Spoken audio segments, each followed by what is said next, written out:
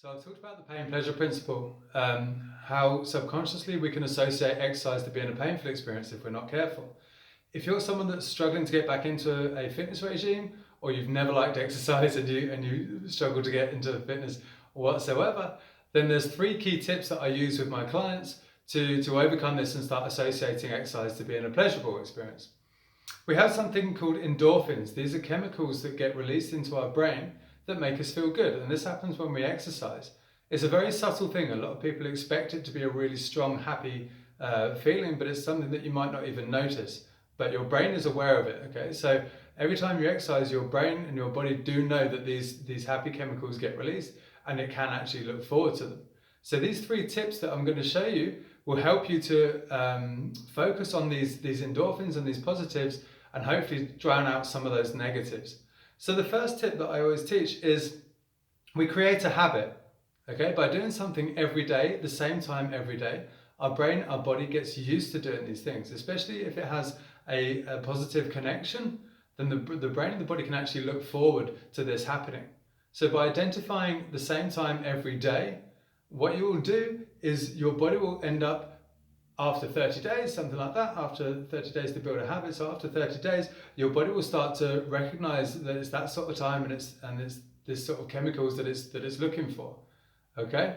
You'll also face less resistance from the body because it'll understand, it's this time now, this is when we normally do some activity, and even though we don't necessarily enjoy it, we're going to enjoy it afterwards, we're going to enjoy the feeling. Okay? So number two is start off slowly.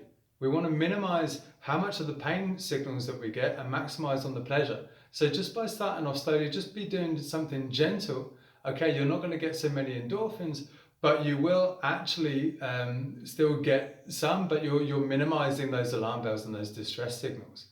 Okay, so by starting at the same time every day and just doing something gentle, it might just be a warm-up. It might be just a walk around the block. Okay, but by doing the minimal for the first 30 days, what we're doing is we're creating an environment where the body associates exercise not to being painful, horrible, and all that sort of negative side of things, but just that we're getting these endorphins and a feeling of satisfaction and feeling of accomplishment that you've actually got out and done something. So for the first 30 days, I want you to forget about what your main goal is. So whether you want to run marathons or you want to lose lots of weight or whatever your initial goal is and your reason for doing this, I want you to concentrate on just creating the habit. Okay, so for the first 30 days, all your goal is to get out and do something every day. The third tip is do something that you enjoy. Okay, the worst thing that we can do is try and force ourselves to do something that we absolutely hate, something that is really painful and really annoying to us, because after a few days, when the initial excitement and motivation and novelty is worn off, you're very less likely to want to do it. Okay, so we want to increase your chances of doing these things as much as possible.